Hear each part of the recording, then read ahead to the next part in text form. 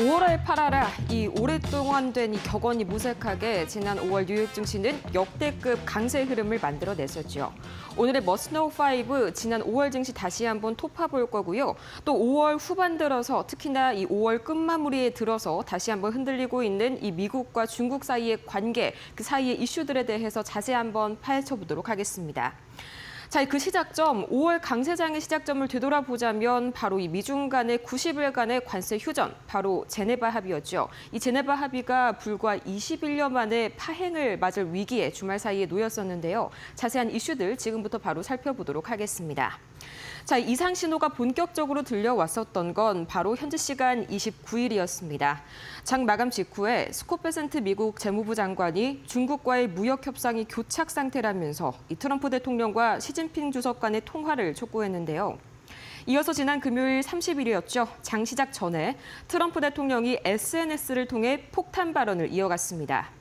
중국이 무역 합의를 완전히 위반했다면서 좋은 사람이 되어준 대가가 고작 이것이네 상당히 공개적으로 높은 수위로 비난을 이어갔는데 정확히 어떤 지점을 위반했는지 이때 당시에는 밝혀지지가 않았었고요. 이 게시물을 시작으로 금요일 뉴욕 증시는 하락 출발했습니다. 또 같은 날 CNBC와의 인터뷰에서 이 USTR 무역대표부의 그리어 대표가 중국이 히토류 공급을 차단하고 있다면서 협정 이행이 지연되고 있다는 점을 지적했는데요. 여기에서 트럼프 대통령이 언급한 합의 위반이 어떤 것을 의미하는지 유추할 수 있겠죠. 중국은 지난달 4일 히토류 7종, 7종에 대한 대미 수출 통제 조치를 내놓은 바 있습니다. 이 제네바 합의에 따르면 미국이 관세를 잠시 유예했던 것처럼 중국 역시 이 수출 제한을 그동안 풀어야 하는데도 그렇지 않고 중국이 버티고 있다는 점을 지적한 겁니다. 여기에 장 중반 들어서는 미국 정부가 중국 테크 기업이 투자한 자회사에게까지 이 규제 범위를 넓히는 방안을 준비 중이란 블룸버그 보도까지 나왔는데요. 이 때문에 시장은 낙폭을 더욱 확대했고요. 주미 중국 대사관까지 즉각 입장을 밝혔습니다. 중국에 대한 차별적인 제한을 중단하라 이런 말을 했었는데 여기에서 차별적인 제한이란 트럼프 행정부가 최근 항공기 엔진과 반도체 등 이 핵심 기술들의 중국 수출을 금지한 것과 함께 미국 내 중국인 유학생들의 비자를 취소하겠다고 예고했었죠. 이런 점을 지적을 한 겁니다. 또 중국은 한마디로 히토류 수출 제한을 미국은 첨단 기술의 수출 제한을 이 핵심 카드로 서로 내려놓지 못하고 팽팽하게 대립하면서 이번 일이 발생을 한 건데 다행히 이날 오후 기자회견에서 트럼프 대통령이 시진핑 주석과의 통화 의사를 밝히면서 잘 될 것이다, 봉합하려는 발언을 하자 시장이 낙폭을 축소했습니다. 이 타코라는 새로운 별명에 걸맞는 그런 타코가 연상되는 행보였죠. 갈수록 심화되는 이 미국의 고질적인 재정 문제, 거기에 이어서 대조적으로 미국채를 매도하는 국가가 됐습니다. 현재 중국이요. 이 때문에 중국이 AI와 또 이어서 해군력으로도 맹추격을 해오고 있는 만큼 누구도 양보할 수 없는 상황에서 현재의 관계가 완벽하게 봉합되기에는 다소 시일이 걸릴 것이다라는 전망이 현재 지배적입니다. 자, 그렇게 상황적으로는 표면적으로는 잘 마무리가 되나 싶었지만요. 이 30일 장 마감 이후에 또다시 트럼프 대통령이 한 가지의 폭탄 발언을 내놓게 됐죠. 바로 보도록 하겠습니다. 자, 이 트럼프 대통령이 철강 관세를 기존 25%에서 50%로 깜짝 늘리겠다. 자, 여기에 대해서 유럽연합까지 현재 7월에 맞불을 놓겠다라고 강하게 대응하고 있는 상황인데요. 자, 우선 이 2배 인상하겠다고 전격 발표하게 된 그 이슈, 오는 6월 4일부터 발효가 되는 이번 조치는요, 단순한 무역 합의를 넘어서 대선 국면을 겨냥한 이런 정치적인 행보라는 분석까지 지배적으로 나오고 있고요. 이 발언이 나온 장소는 미국 철강 산업의 상징인 US 스틸 공장. 일본 제철에 인수를 승인한 직후에 노동계의 반발이 거세지자 트럼프 대통령은 고율 관세를 카드로 꺼내들었다라는 분석이 나옵니다. 관세로 외국 철강을 막고 미국 내의 일자리를 지키겠다는 명분을 앞세웠다는 건데요. 하지만 이런 움직임의 문제점은 단순한 보호무역이 아니라 트럼프식 외교 전략의 재시동으로도 읽힐 수가 있다는 거죠. 중국과의 관세 휴전 합의가 흔들리고 또 법원에서까지 관세 정책에 제동을 걸자 트럼프 대통령은 SNS에서 중국을 비난하고 곧바로 철강 관세 인상을 발표하는 등 외부로 시선을 좀 돌리고 있다라는 분석까지 나옵니다. 일명 이 타코라는 비아냥을 정면 돌파하겠다는 의도도 읽히는데요. 우리 경제에 미치는 파장이 중요할 것 같습니다. 한국은 이미 철강 관세로 수출이 20% 가까이 줄어든 상황인데 이번 인상으로 인해서 자동차와 조선, 이어서 가전까지 이 철강을 원재료로 의존하는 산업 전반에 원가 압박이 당연히 더해질 수가 있겠고요. 특히나 자동차용 강판 수입 비중이 큰 일부 부품업체들 이쪽에 직접적인 타격이 불가피합니다. 또 조선소들 역시 중소 역시나 이 소재 조달의 불확실성이 커지면서 부담이 가중될 것으로 보이고요. 관세 인상이 현실화가 된다면 한국 정부의 협상력 당연히 제한이 될 전망입니다. 기존의 품목별 면제 협상이 사실상은 원점으로 돌아간 셈이기 때문인데요. 당연히 교역국들 사이에서도 거센 반발이 나오고 있습니다. 캐나다의 경우엔 이번 관세를 노동자를 향한 공격이다 이렇게 규정을 했고요. 호주 역시 우방해할 만한 행동이 아니다라고 직접적으로 비판을 했고요.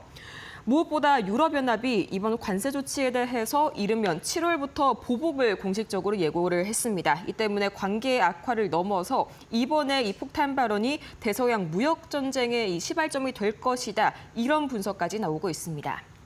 자, 여기에 대해서 밤사이에 계속해서 이슈들이 악화가 되는 흐름을 보였었죠. 여기에 미국 재무부 장관 스콧 베센트가 절대 이런 미국 경기가 디폴트가 없을 것이다. 미국 경제는 탄탄하다라고 밝혔습니다.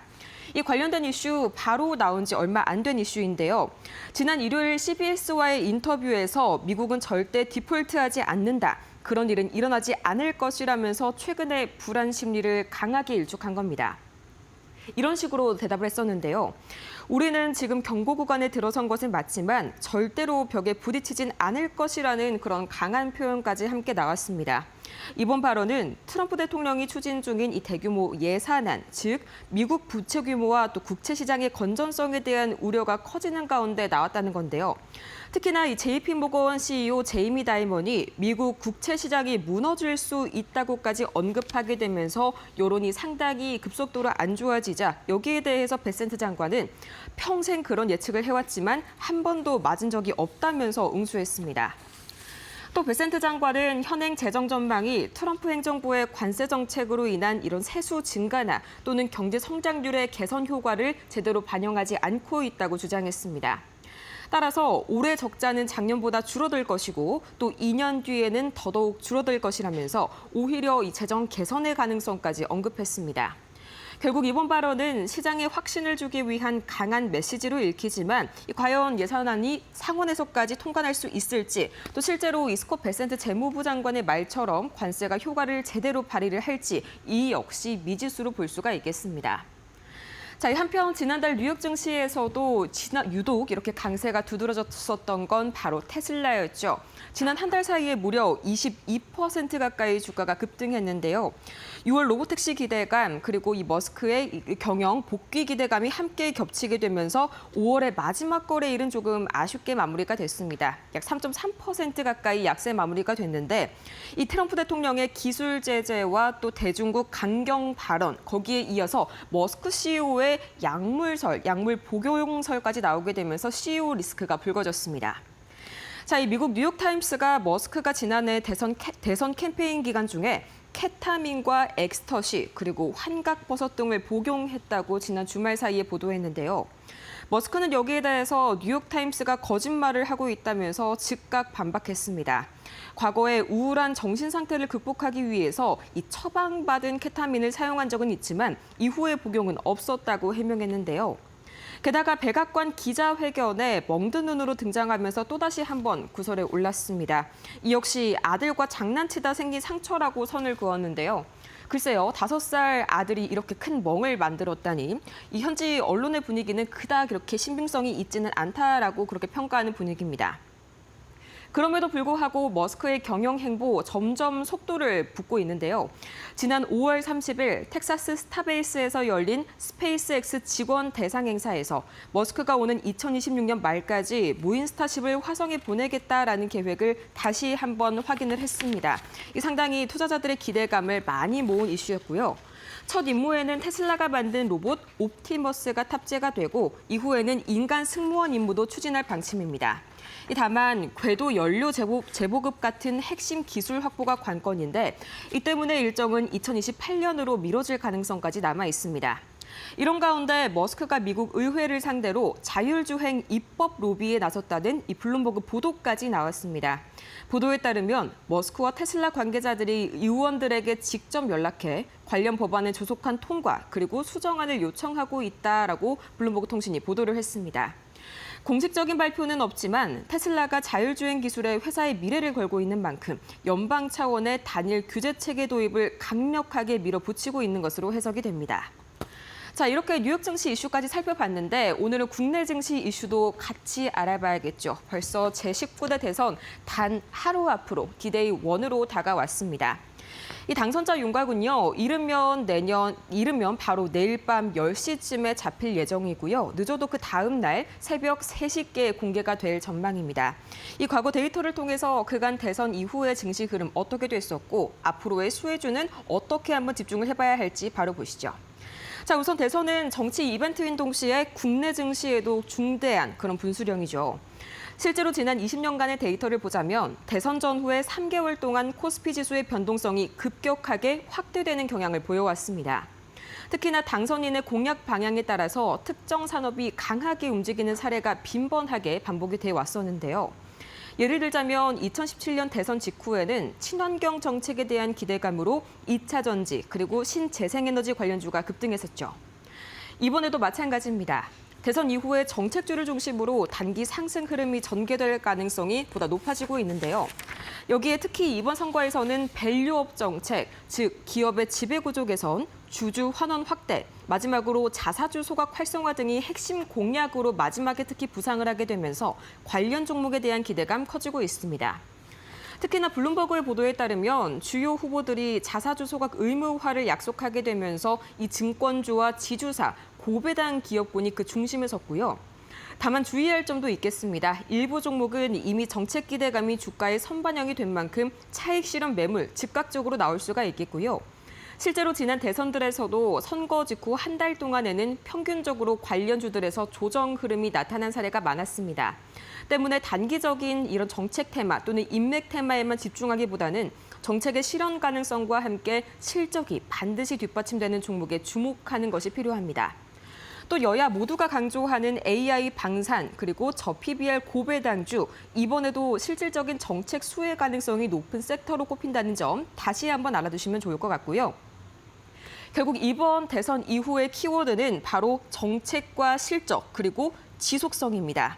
이 단기 흐름에 흔들린다기보다는 정책 방향과 함께 기업 펀더멘털 반드시 고려하셔서 투자에 참고를 하셔야겠습니다.